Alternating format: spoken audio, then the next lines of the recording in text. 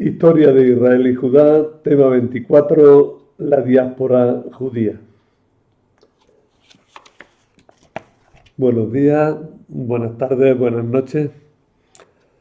Ya os dije al final del tema anterior que con el tema sobre la guerra, el tema anterior, acababa de alguna manera la historia de Israel y Judá que estábamos contando, pero que todavía prolongaría un poco el curso con algunos temas complementarios que prolongan esa historia o que se fijan en algún aspecto importante. Hoy vamos a hablar de la prolongación de la historia de Israel, de la diáspora judía. Por diáspora se entiende los judíos que viven fuera de Israel, fuera del lugar originario de este pueblo. En la portada del tema he puesto esta extraña figura que para algunos os resultará curiosa. El judío errante. Curiosamente, en estos días he visto bastantes vídeos, no los he visto los vídeos, pero he visto que estaban, sobre esta figura del judío errante. ¿Qué es eso del judío errante? Mirad, un relato que recorrió los países europeos desde la Edad Media hasta hoy, y ya os digo que lo han reactivado en estos últimos días. Es la leyenda que cuenta que un personaje llamado Ashaverus, que era un zapatero de Jerusalén, no quiso dar a Jesús, que iba camino del Calvario, unos instantes de reposo en su taller. Y por ello le cayó la maldición de tener que andar errante por la tierra hasta el día del juicio final. Esa leyenda, en el fondo, se pregunta por varias cosas. ¿Por qué hay judíos por todo el mundo? ¿Por qué siguen sin creer en Jesús? ¿Por qué siguen sufriendo rechazo y persecuciones? Las respuestas que sugiere la misma leyenda no son aceptables y han hecho mucho daño. Tenerlos en cuenta y tener cuidado con este tipo de leyendas. Esta leyenda sobre el judío errante ha hecho mucho daño al pueblo judío, pero la leyenda en sí misma nos invita a reconocer y a explicar este misterio histórico que es la existencia de lo que se viene llamando desde la antigüedad la diáspora judía, que es el objeto de nuestro tema este día. Diversos grupos étnicos en el judaísmo. A lo largo de los siglos, la identidad racial y cultural del judaísmo se ha ido diversificando por causas muy diversas, principalmente por la localización en ambientes muy variados y por la difícil comunicación entre comunidades muy aisladas y muy alejadas. No todas las comunidades judías comparten la misma lengua, aunque el hebreo siga siendo la lengua religiosa para la oración y la conservación y lectura de la Biblia.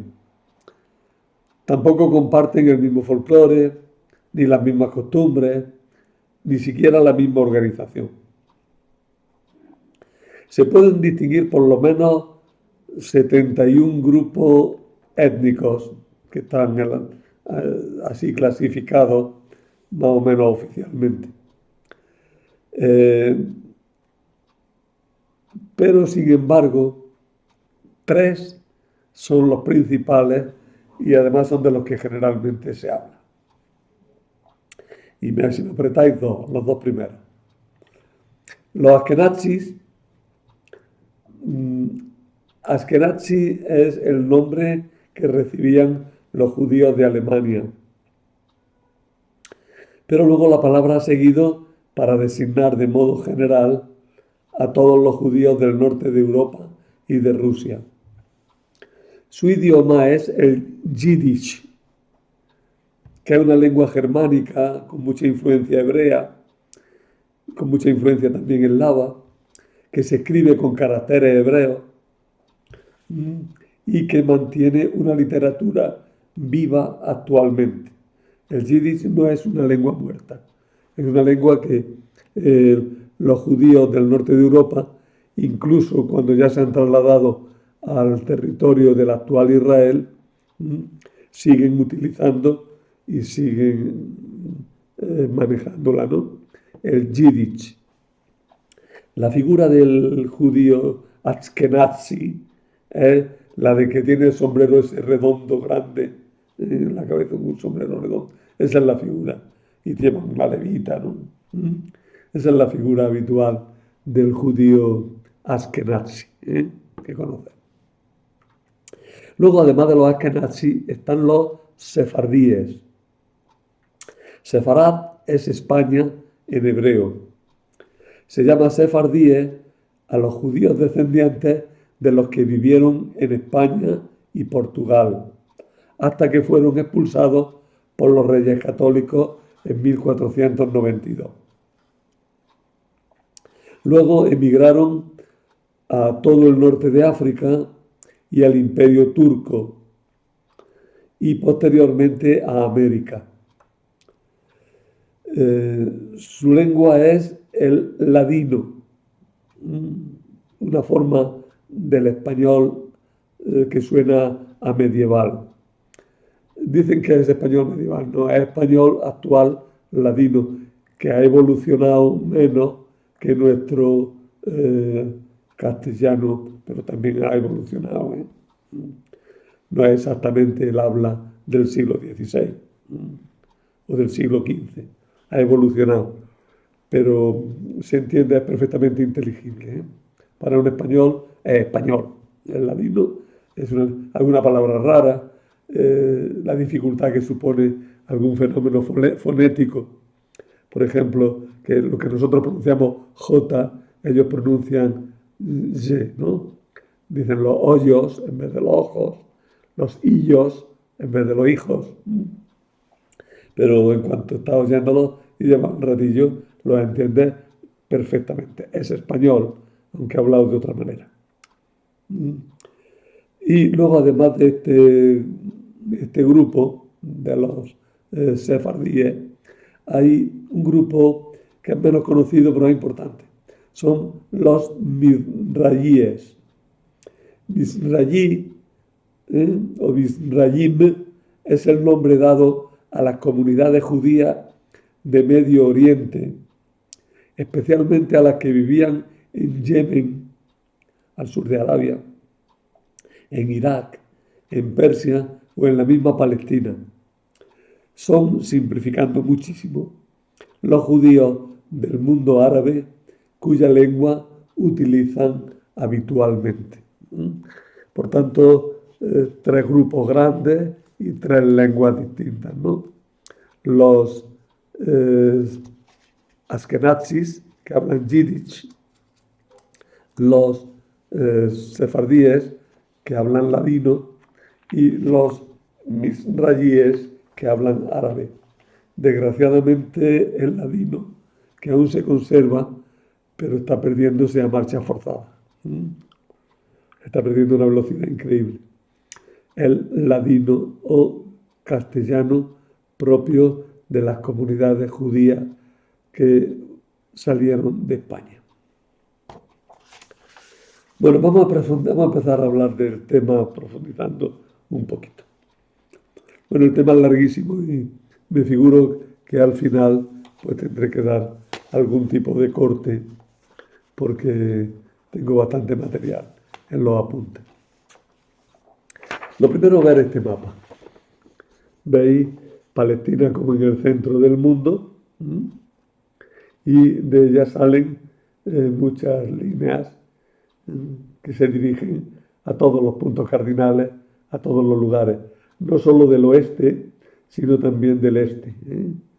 también hacia Mesopotamia. En Mesopotamia los judíos tuvieron mucha importancia siempre, ¿eh? Y las líneas apuntan pues a todas las partes del mundo de alguna manera.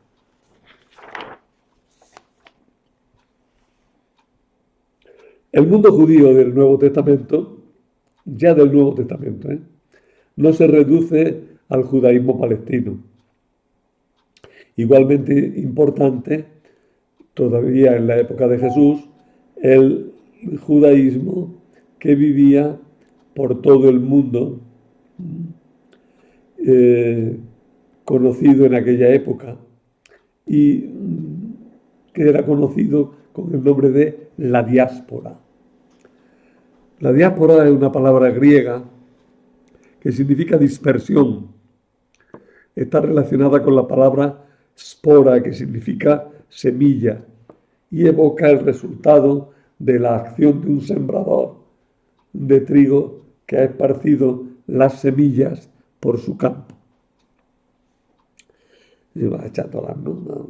Pues así, eso parece que ha pasado con los judíos. Antes de la destrucción de Jerusalén, en tiempos de Nabucodonosor, sabemos que había ya comunidades judías en Egipto, pues se habla de ellas en el profeta Jeremías. También sabemos que había una colonia judía en Elefantina, que es una isla en el Nilo, cerca de la presa de Asuán.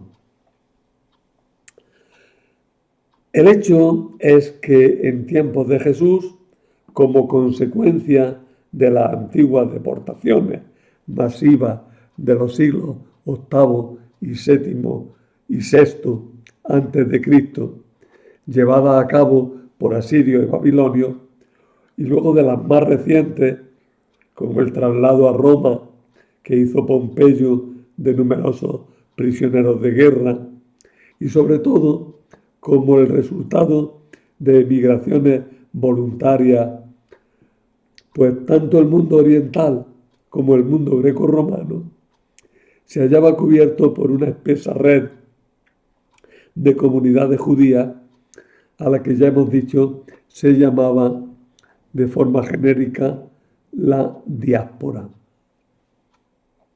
Se suele distinguir la diáspora del exilio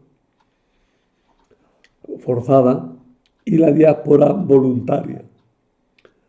Pero en realidad todo judío fuera de Palestina se considera en el exilio, porque su verdadera patria es la tierra de Israel, que se concentra y se simboliza en Jerusalén, donde en el monte Sión está el lugar del templo. Quedaros con esta palabra, el monte Sión, porque al deseo de volver y a toda la política de volver a Palestina y de crear el Estado de Israel, se le llamará sionismo. Sión es el monte del templo. ¿Qué población y qué extensión tiene? Vamos. Todos los testimonios literarios antiguos y también los descubrimientos arqueológicos permiten afirmar que el número de judíos de la diáspora superaba con mucho al de los residentes en Palestina. Se estima que en el siglo I de nuestra era, sobre una población total de 8 millones de judíos, más de la mitad, unos 5 millones, debía de vivir fuera de Palestina. Ciertamente se calcula, estos son cálculos con mucho margen de errores, se calcula que 1 millón de judíos residía en Mesopotamia, en la zona de Babilonia y en otras regiones adyacentes que no estaban sujetas al yugo romano. Y unos 4 millones habitaban en los territorios del Imperio Romano. Por tanto, la mayoría vivían en los territorios del Imperio Romano. Solamente en Egipto había también más de 1 millón de judíos. La ciudad más poblada de judíos era Alejandría. Y Alejandría tenía muchos más habitantes judíos que Jerusalén. El resultado de esta expansión se traduciría en que el 10% de la población del Imperio Romano era judía. Fijaros, un 10% de la población del Imperio Romano, que no es poca cosa, ¿eh? En Oriente la proporción llegaba hasta el 20%. Bueno, ya lo hemos apuntado antes, pero ¿cuáles son las razones de esta dispersión? ¿Cuáles son las razones de la existencia de esta diáspora? Podemos hablar de causas demográficas, políticas, económicas, sociales y religiosas, que tuvieron como resultado la gran amplitud de la diáspora. El crecimiento demográfico de Palestina era muy grande y Filón de Alejandría, ya en los siglos primeros, la época de Jesús, afirma que Palestina no podía sustentar materialmente a todos los judíos, quienes para subsistir debían necesariamente de emigrar. La situación política que produjo el helenismo y las constantes guerras y revueltas también provocaron el exilio de muchos judíos que buscaban paz y seguridad. Por tanto, circunstancias económicas y circunstancias políticas. Un importante elemento de integración y de identidad judía fue la conciencia de tener una religión muy superior a la del paganismo. De ahí surgió una fuerte actividad proselitista que hizo también crecer mucho las comunidades. El afán propagandístico no era algo organizado desde la alta esfera israelita, sino un producto espontáneo del celo por la ley, a veces llevado de forma indiscreta, como criticará el mismo Jesús. Las instituciones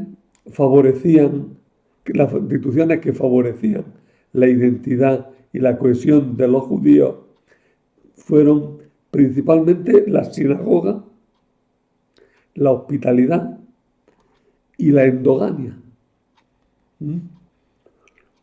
Estas tres cosas favorecieron también la prosperidad económica y la actividad comercial a la que se dedicaron con preferencia los judíos a lo largo de los siglos. A esto se puede añadir también la existencia de lenguas francas que facilitaban la comunicación y los intercambios. El arameo en el este, en Siria y Mesopotamia, y el griego en los países del Mediterráneo, que luego fue sustituido por el latín. Para los paganos, el atractivo religioso para la conversión se vio también reforzado por razones económicas, pues hacerse judío ofrecía claras ventajas financieras y de apoyo social, ya que era bien conocida la solidaridad de los judíos entre sí. Además, los comerciantes tenían una sólida red mercantil gracias al contacto con hermanos de fe dentro y fuera del propio país. Un buen ejemplo de todo esto lo tenemos en la narración del libro de Tobit. Se ve con claridad cómo en un larguísimo viaje Tobías tiene facilidad para encontrar siempre comunidades que lo acogen, no como extranjero, sino como familiar. Los judíos no tienen templo, ya que el único templo de Jerusalén fue destruido por los soldados del emperador Tito el año 70. Sin embargo, tienen las sinagogas, que sirven de centro social, de lugar de oración en común y de centro de estudio de la ley de Dios. ¿Una sinagoga qué es? Pues una sinagoga es lo mismo que una parroquia cristiana, porque la parroquia cristiana ha copiado de la sinagoga la estructura. Parece que la sinagoga nació en la época del exilio en Babilonia y tuvo enseguida mucho éxito, ya que no hay comunidad judía que no tenga su sinagoga. Bueno, incluso a veces comunidades muy pequeñas que no podían tener sinagoga propiamente dicha, sí que tenían un lugar donde reunirse. En los Hechos de los Apóstoles encontramos que cuando Pablo llega a Filipos, pues viendo que no había sinagoga, se acercó a un lugar junto a un río, porque los judíos preferían, así como un pequeño remanso junto a un río donde reunirse, que les permitía tranquilidad, y también el agua que le hacía falta para algunos ritos y abluciones. En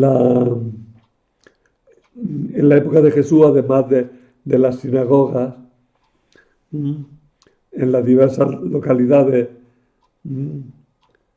pues existían también en Jerusalén. En Jerusalén había varias sinagogas. La arqueología nos ha ofrecido restos de muchas sinagogas en Palestina y por toda la diáspora. Hay muchos, arqueológicamente, pues hay restos de muchas sinagogas antiguas y actualmente en la mayoría de las ciudades importantes pues existen sinagogas, algunas de gran importancia, como la sinagoga de Roma, por ejemplo, que está en pleno centro de la ciudad y es un gran edificio, ¿no? Y además de gran belleza. Bueno, ¿cómo se organizaban las comunidades judías? De las comunidades de Oriente sabemos muy poco. En las diversas localidades del sur de Mesopotamia, pues había un consejo de gobierno que estaba asociado a un poder central que residía en Babilonia. Allí un exilarca hereditario, descendiente del rey deportado por Nabucodonosor, es decir, Jeconías, pues actuaba como jefe de la comunidad. Era de la estirpe de David, este personaje.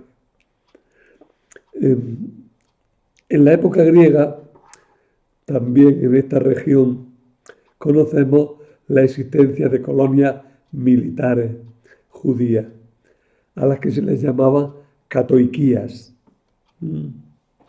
Estas comunidades se gobernaban por la ley judía y tenían amplia autonomía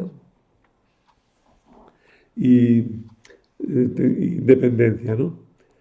Y tenían funcionamiento propio y estaban gobernadas por levitas y sacerdotes que transmitían los cargos hereditariamente.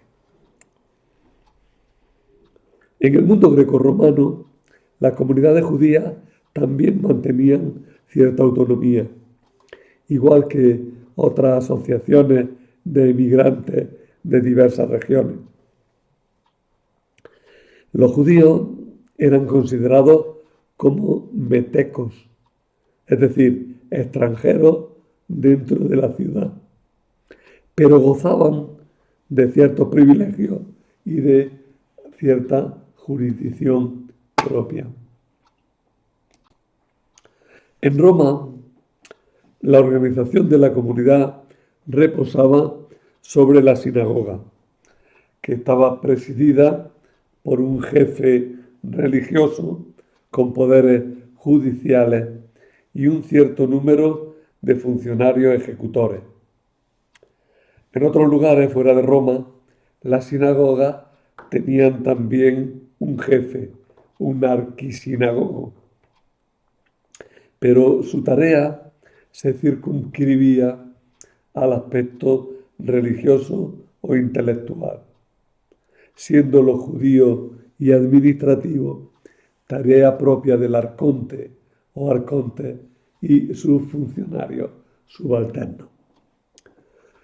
Los artesanos y comerciantes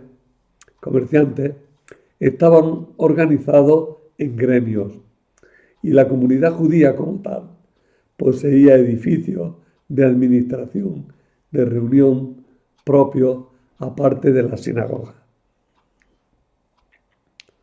El oficio de escriba no faltaba en ninguna comunidad, tanto para la redacción de documentos referidos a las relaciones con las autoridades locales o a otras comunidades, como para el mantenimiento de un archivo documental. El puesto era muy honroso y también hereditario normalmente.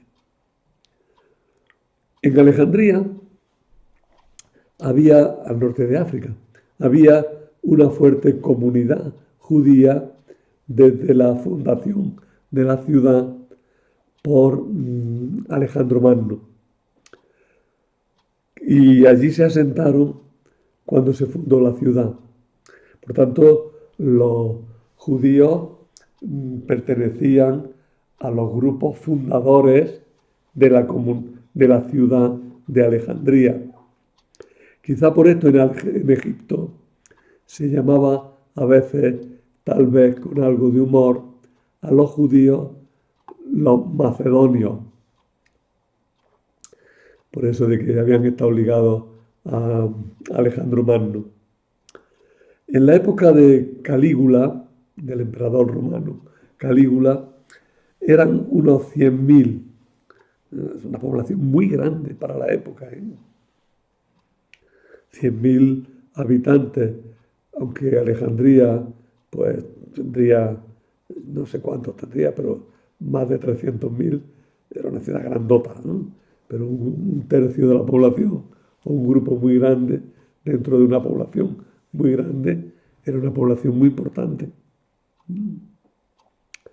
Eran unos 100.000 y ocupaban 2 barrios de los 5 de la ciudad. Se calcula que constituían, como he dicho, el 30 o el 40% de la población. Además, en Egipto entero, la población judía dicen que superaba el 1.000.000 de habitantes. Los judíos de Egipto estaban fuertemente helenizados. Estaban muy, muy influenciados por la cultura griega. En Alejandría, como digo, estamos todavía ahí, los judíos gozaban de una gran autonomía que constituían un grupo social con leyes propias. La comunidad judía de Alejandría era gobernada por un etnarca y tenía una jerusía, es decir, tenían toda una organización autonómica propia. La jerusía era un parlamento, una especie de parlamento regional, ¿no? Pero además, dentro de la ciudad, ellos eran una autonomía dentro de la ciudad, hablaban griego y en gran parte habían asumido la legislación griega, pero simultáneamente mantenían sus propias costumbres y exigían sus privilegios. Estos privilegios, como por ejemplo la existencia de la exención, estaban exentos del servicio militar y también exentos de contribuir a la construcción y mantenimiento de los templos paganos. Pues estos privilegios causaron a la larga una antipatía por parte del resto de la población.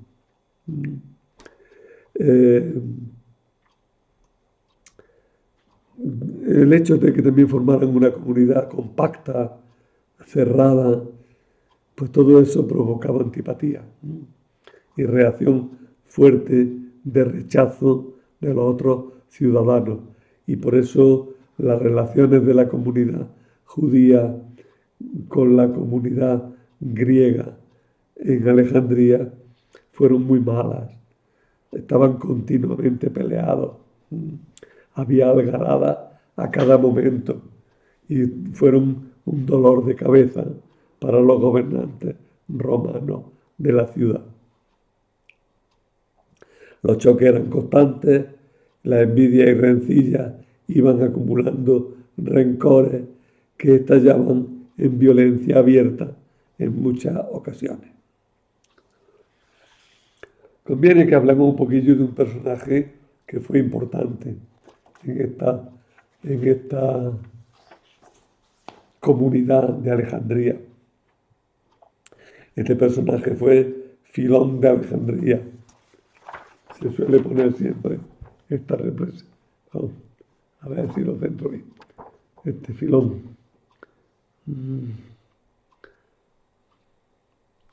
Ya veis que nació hacia el año 15 antes de Cristo. De su vida sabemos poco. Apenas sabemos que su familia estaba muy bien relacionada con la nobleza de Palestina y con los romanos. Fue un comerciante, fue un comentador de la Sagrada Escritura muy notable y además muy original. Su método alegórico fue la base para la teología cristiana de los alejandrinos. Por eso se le ha llegado a llamar el primer teólogo cristiano, aunque no fuera cristiano.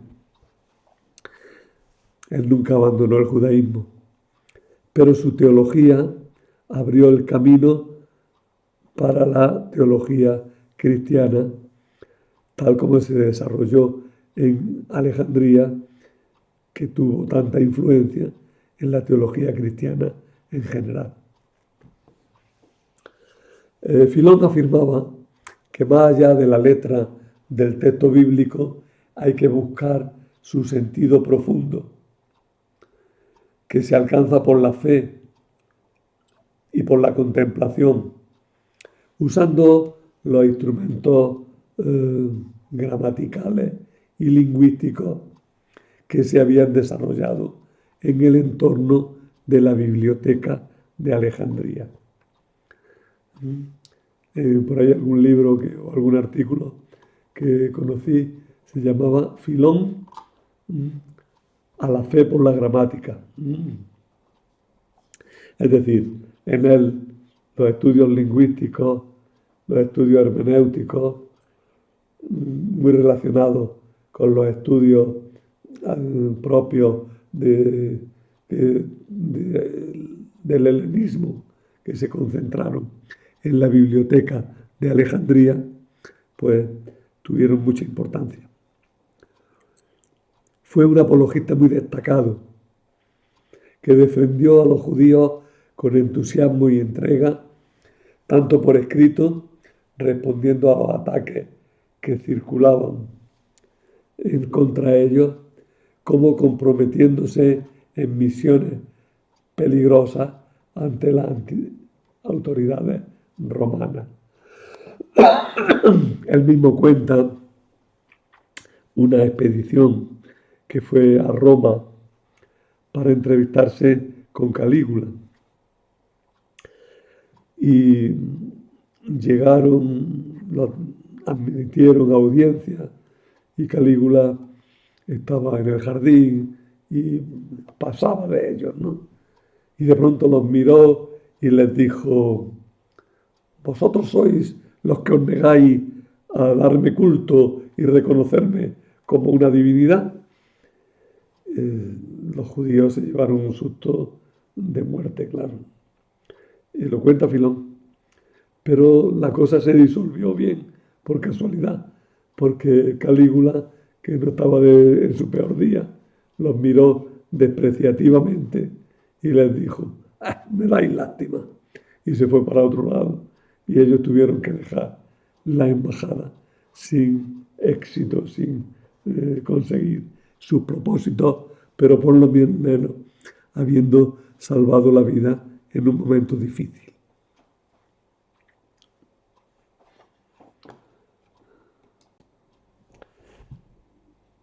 Tenemos que hablar del proselitismo, que es un fenómeno muy ligado a la diáspora, como hemos apuntado ya antes. Es bien conocida la tendencia proselitista y misionera del judaísmo de la diáspora. Tendencia proselitista que heredamos los cristianos. Cuando los judíos se hicieron conscientes de la unicidad de Dios, comprendieron que todos los hombres debían de adorarlo. Y comenzaron entonces una fuerte actividad misionera, de la que se hace eco Mateo 23:15, cuando el Señor dice: ay de vosotros, fariseos, que recorréis mar y tierra para hacer un prosélito. Junto a la propaganda activa, por medio de los escritos, la irradiación a través de las sinagogas debió de ser uno de los factores del éxito proselitista del judaísmo de la diáspora. De hecho, las fuentes judías y paganas atestiguan un gran número de paganos convertidos al judaísmo. Los paganos que aceptaban la fe de los judíos se llamaban prosélitos. Había dos tipos de prosélitos. Los prosélitos del santuario, que eran los que se circuncidaban y aceptaban toda la ley de Moisés. Sin embargo, los prosélitos del santuario no lograban la plenitud de derechos hasta la tercera generación. Aparte de los prosélitos del santuario, estaban los prosélitos de la puerta. Prosélitos de la puerta, ¿no? Llamados también temerosos de Dios, que aceptaban al Dios único, observaban el sábado, practicaban algunos de los preceptos y participaban en la oración de las sinagogas. Pero una gran dificultad para la conversión plena de los varones era la circuncisión, que muchos sin razón equiparaban a la castración. Los prosélitos aceptaron con entusiasmo la fe en Jesucristo, que los liberaba de las cargas culturales anejas al judaísmo y los incorporaba de pleno derecho a la comunidad de los redimidos. Este pasarse casi en masa de los prosélitos judíos al cristianismo produjo envidias y malestar con las comunidades judías que no aceptaban a Jesús. Por eso hubo choques muy fuertes ya nada más que por este mero hecho, entre los judíos que aceptaban a Jesús y los judíos que no aceptaban a Jesús, entre judíos y cristianos. Porque los judíos que aceptaban a Jesús aceptaron también el paso de los prosélitos al cristianismo con, con cierta actitud muy proselitista, ¿no? Lo cual creó mucha molestia entre los judíos. Estos vienen aquí y nos quitan a toda nuestra feligresía, ¿no? Pues molestaba. La vida de los judíos en la diáspora se vio muchas veces sujeta a ataques de otros grupos sociales. Había continuos enfrentamientos y continuos problemas con esas comunidades judías, un tanto altaneras, que vivían relativamente apartados del trato común con los demás mortales. Este es un problema de los grupos sociales muy cerrados. Se sigue produciendo actualmente. Me dijeron un día que hay grupos judíos bastante amplios en Nueva York que no han tenido contacto nunca con no judíos. Viven tan encerrados en su grupo que no han necesitado nunca comunicación con grupos no judíos. Bueno, pues eso se dio siempre, ¿no? Y eso produjo siempre muchos malestares. Desde la época del sacerdote egipcio Manetón en el siglo I a.C., conocemos las acusaciones que se propalaban contra los judíos. Estas iban desde las quejas por el desprecio israelita hacia el resto del género humano, la prohibición de casarse con los de otros grupos, la práctica de una religión con extrañas prácticas como la circuncisión, las prohibiciones alimentarias. Además circulaban con frecuencia bulos, relatos de supuestos crímenes. Todo esto causaba desconfianza y desprestigio. Todas esas cosas que pasaron luego cuando llegaron los cristianos no son exclusivas de los cristianos. Ya en tiempos del paganismo se daban. Y además incluso los paganos les traspasaron a los cristianos muchas de las críticas que habían hecho a los judíos. Las razones, ya decimos, que explican este fenómeno del odio hacia los judíos son de origen económico, religioso y político. En la base del antisemitismo, sin embargo, había también muchas razones de tipo político coloreadas de tinte religioso. Ellos poseían muchos privilegios que habían sido concedidas por instancias superiores a las ciudades y gozaban de exenciones de deberes ciudadanos.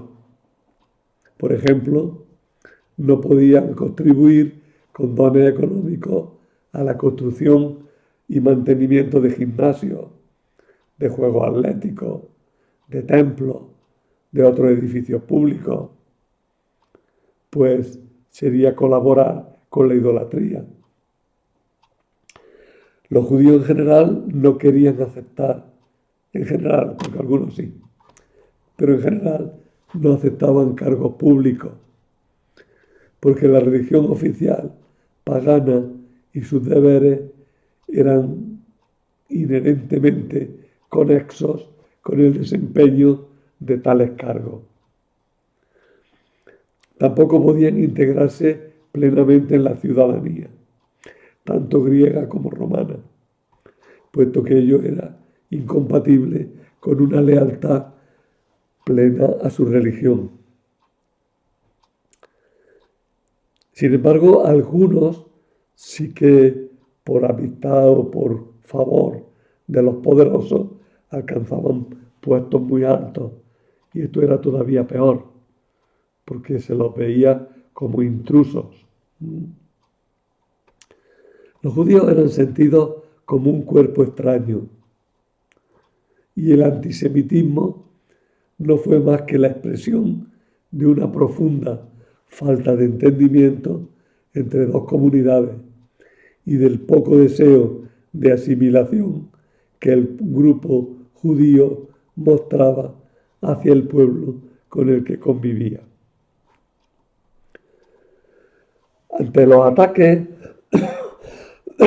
del espíritu antisemita, no es extraño que en la literatura de la diáspora judía se refleje de vez en cuando ese triste sentimiento de vivir de prestado, fuera de la verdadera patria, y el anhelo de volver a la propia patria. El autor del cuarto libro de Esdras se quejaba así ante el Creador. ¿Acaso han sido mejores las acciones de Babilonia que las de Sión?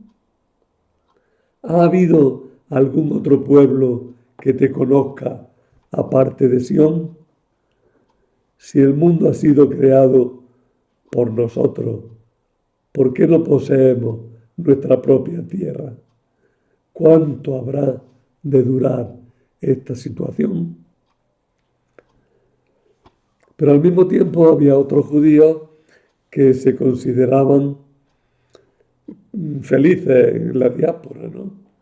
Pues veían la vida en la diáspora como algo normal e incluso beneficioso, porque así se contribuía a la expansión de la verdadera religión por medio del proselitismo. En general, puede afirmarse que a pesar de los cantos que expresaban el ardiente deseo de la vuelta de Israel a Jerusalén, las comunidades judías preferían vivir donde tenían más fácil el sustento, es decir, fuera de Israel. Y así hasta nuestros días. Las comunidades de Nueva York o de Estados Unidos en general, las comunidades de Argentina, las comunidades que han vuelto a Europa, con dificultades o sin ellas, pero se han sentido a gusto y se sienten como un elemento más o menos exótico dentro de todos los países, ¿no? Y esta historia pues continúa así desde hace 20 siglos, con algunos episodios muy duros, como han sido las persecuciones violentas contra los judíos en algunos momentos de la historia.